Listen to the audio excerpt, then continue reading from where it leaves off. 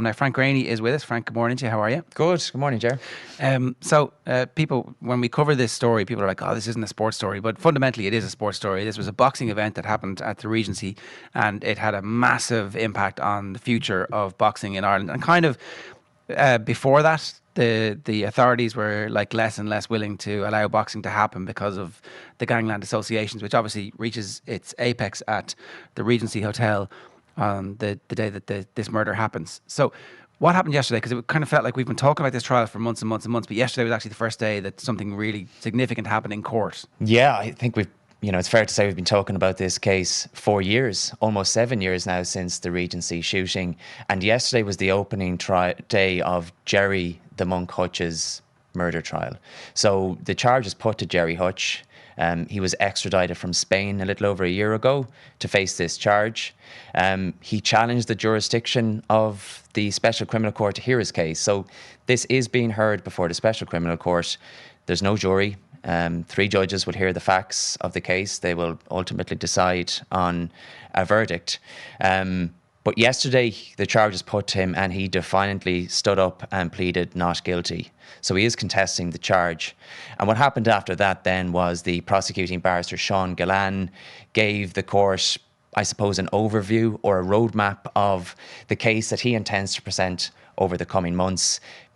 Allegations were made against not only Gerry Hutch, because there are 2 others in the dock, albeit facing, less serious charges. And he then spent some time going through the case that he's going to he hopes he will prove that case beyond a reasonable doubt over the coming months. Time will tell. What are the central tenets of that case that he laid out yesterday? Well, he gave us a background about what happened, the undisputed facts about what happened that day. As you mentioned, this was a boxing event at the Regency Hotel.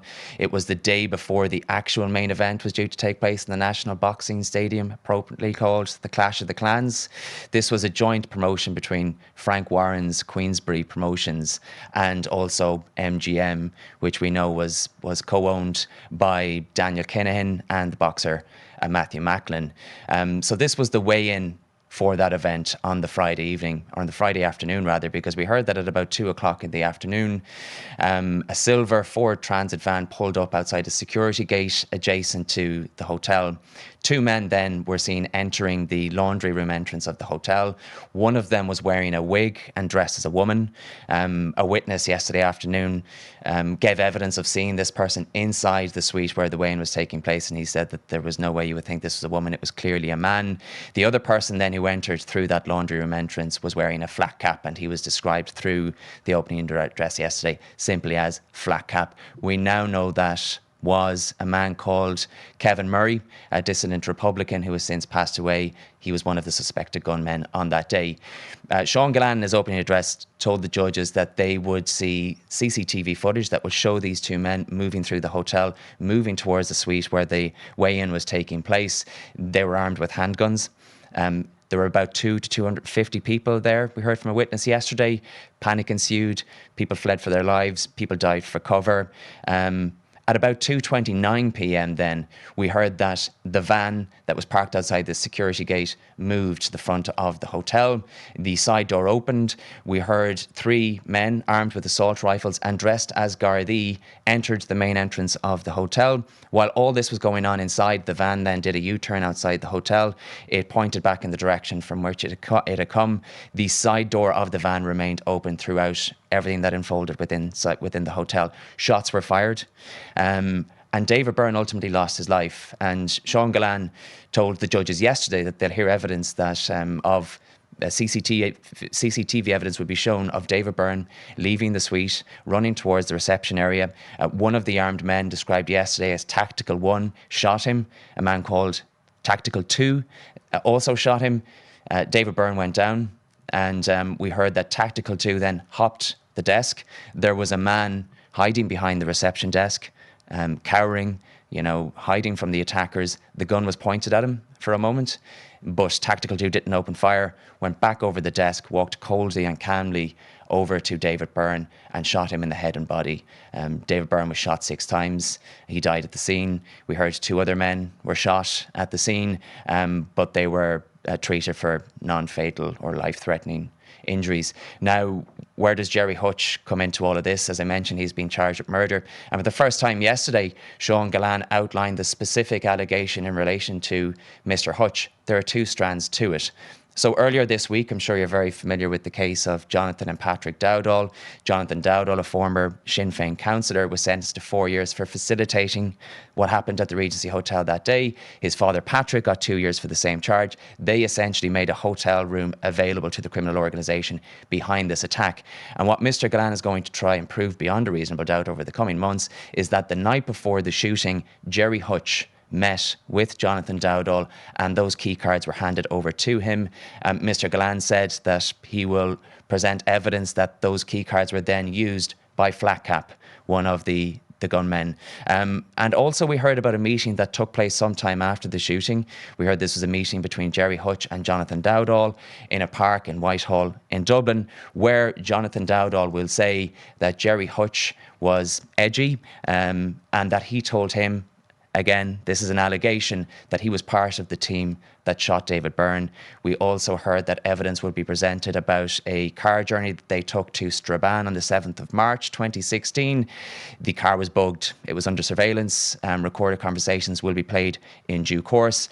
And Mr. Gillane said yesterday that Jonathan Dowdall and Gerry Hutch could be heard discussing the feud with the Kinahans, discussing what happened at the Regency Hotel, related matters, the possibility of a ceasefire. These were all recorded, and again, they will be presented as evidence in due course.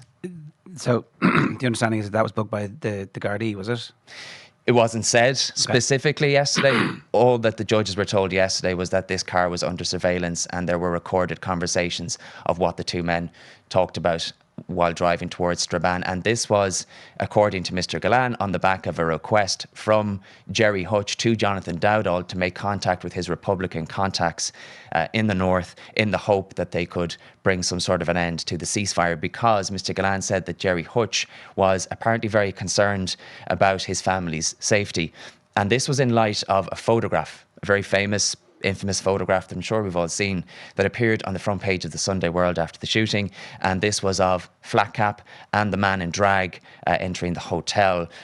Gerry Hutch, according to Jonathan Dowdall in Mr. Gillane's opening address yesterday, he said that he was concerned about his family's safety in light of that photo being published. Okay, so the implication is that the photograph would have been identifiable to the rival gang and they would have acted on the basis of that photograph.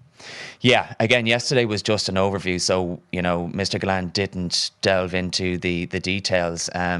If Jonathan Dowdall is going to take the stand, and he has indicated his willingness to do so, he will be asked about that evidence. He will give more detail. But yesterday, wasn't actually evidence. I mean, everything that I've described to you there wasn't evidence for the court to consider. It was just essentially a roadmap. That's the narrative that the prosecution lays out. Yes, that they will have to prove beyond a reasonable doubt. Okay, and in terms of the defence, when do you start hearing from the defence about how the Special Criminal Court is not something that we are privy to that often. I think it's been a while since a trial of this magnitude was heard there. So in terms of the procedure, does it work exactly the same as a normal jury court? Exactly the same. The only real difference is the fact that there isn't a jury. In the ordinary courts before the Central Criminal Court, where I would mostly ply my trade, cases are decided by 12 men and women,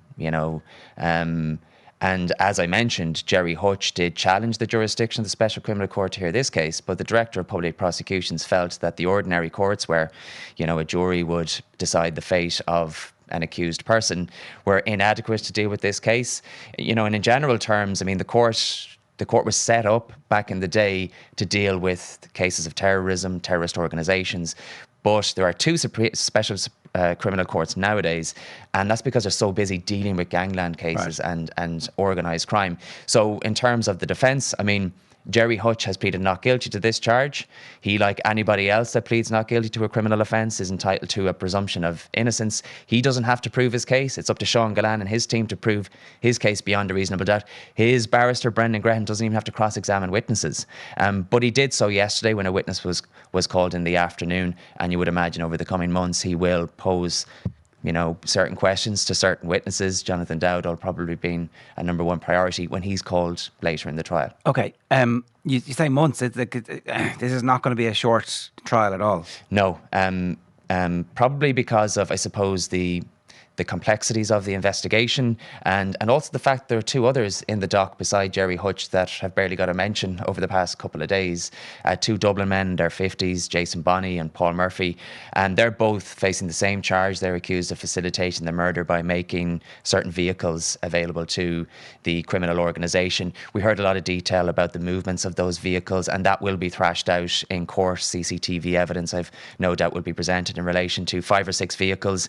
They are being accused of providing 2 vehicles in particular, a black BMW and a Toyota Avensis, a taxi. It's going to take 3 months, and Brendan Grehan, who is defending Gerry Hutch, as I said earlier, he gave the court an indication as to whether or not the trial was likely to finish up before Christmas. He said he was hopeful, but it was more likely that it would probably go into the new year. So it is going to be a long one. How significant, Frank, is Jonathan Dowdall's willingness to testify? Because, of course, it puts questions over his own safety. I know his own sentence is due to start in a couple of weeks, but significant that he is willing to speak at this trial.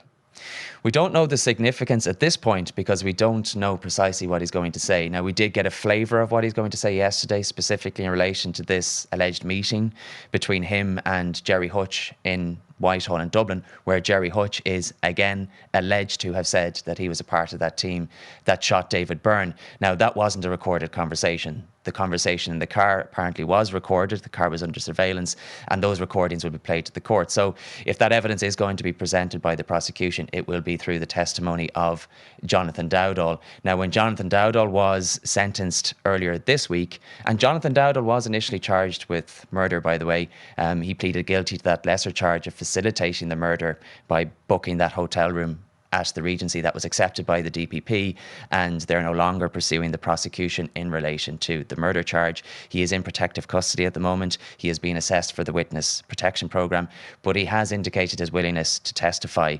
And at his sentence hearing, his defence barrister described this evidence as having a hard currency value. But again, that will ultimately be for this newly constituted Special Criminal Court. Ms. Justice Tara Burns is presiding over it. If Jonathan Dowdall does give evidence, and the defence will be given an opportunity to cross-examine him if they so wish, it will ultimately be up to the judges to decide on the credibility, the relevance, the accuracy of his evidence. Daniel Kinahan was obviously the main target on the day of the Regency. Is that generally accepted? It wasn't said yesterday, but what they did say yesterday was that it was clear that this wasn't a random attack. This was sophisticated. It was organised by a resourced criminal organisation. And Mr. Gallant did say yesterday that the impression they got from CCTV footage was that the armed men were looking for somebody. There was mention of somebody leaving the hotel unharmed, escaping through the car park. That was mentioned, but Daniel Kinahan's name wasn't mentioned at all yesterday. The only reference to the Kinahans was in relation to the feud. Right. And we'll hear from a senior Garda who will outline, I suppose, the background in relation to that feud, the structures of the various criminal organisations involved. MGM was mentioned yesterday. We know that was set up in Marbella by Daniel Kinahan. But only last week, Daniel Kinahan was again referred to by a High Court judge as one of the leaders of the Kinahan crime organisation group, and that was in relation to an application by the Criminal Assets Bureau to seize a mansion in Dublin, once owned by Jim Mansfield Jr., who has been sent to prison himself for perverting the course of justice. And Daniel Kinahan was mentioned as one of 2 owners. Thomas Bomber Kavanagh, another associate of his who was serving a lengthy sentence over in England for drug trafficking offences, was mentioned as another owner of that. So no, Daniel Kinahan wasn't specifically named yesterday, but the Kinahans were referenced. Okay, Frank, it's going to be a busy few months for you, I suspect. Is it every day? Something happens every day, basically, between now and whenever the trial finishes? Yes, so there was some evidence in relation to maps and photographs that were heard yesterday after the opening address. Some Garda witnesses gave evidence. We heard from the former president of the Boxing Union of Ireland, a man called Mel Crystal. He was doing the weigh-in that day. He described how Gary Sweeney, a boxer from Mayo, was being weighed. He was weighing him when shots were fired and when it all kicked off. He described seeing two of the gunmen running through the suite, and he described exiting the building, and he said that after he grabbed his stuff and he was making his exit, he said that in the hallway he saw two men clearly wounded, and then he saw a body in the reception area, and he gave some very distressing evidence about what he saw as he left. So yes, witnesses will be called now for the foreseeable. There may be some legal argument during this trial, and in the ordinary course of things, a jury would be excused. Yeah. A legal argument would take place in their absence. We wouldn't be able to talk Report about on it it, until after the event, but this is a little bit different. It is a bit different, isn't it? And obviously the whole point of not being able to report on stuff and not being able to talk about things when a jury is there is that in case the jury might get influenced. But I always assume the assumption is that judges are not going to be influenced by anything they're reading in the papers because, they're more qualified and they're above all of that. They're not proud like us. Yeah, they're not influenced by, they would say they're not influenced by the media coverage, and all they're concerned about is the evidence that is presented Does to them. that change how this box. case gets reported on, do you think, as time goes on, where, people would be very, very reluctant to report or speculate or discuss or describe anything, whereas actually with a case like this, where it is special criminal court, those reporting conventions are less important? It's a little bit different. I wouldn't say they're less important, but it's definitely, and I know it's a funny thing to say because I passed a number of Gardaí with machine guns as I entered the Special Criminal Court yesterday. So it seems like a strange thing to say that they're almost easier to cover and, a little bit less uncomfortable than when there's a jury. I mean, you still have to be mindful of your role as a court reporter when you're covering cases before the Special Criminal Court. I mean, you can't say anything that could potentially prejudice the case against Gerry Hutch, but certainly it's a little bit more relaxed than when there's a jury there who are being told not to listen to Off the Ball and other shows on Newstalk, not to read the newspapers, because they could potentially read something that is inaccurate and potentially prejudicial. Yeah. So generally we're a that safe risk. haven. I just want to put that out. Yeah, don't worry, Gerry. Your job is safe, Shane. You're okay. Frank, good stuff. Thanks a million. No problem. It's, Thanks, Frank guys. Greaney giving us details on this case. And I will reiterate that it is definitely a sports story. This is like embedded in boxing, and that, like Mel Crystal, obviously is a storied person in Irish boxing history himself and his brother, and their relationship with professional boxing goes back decades.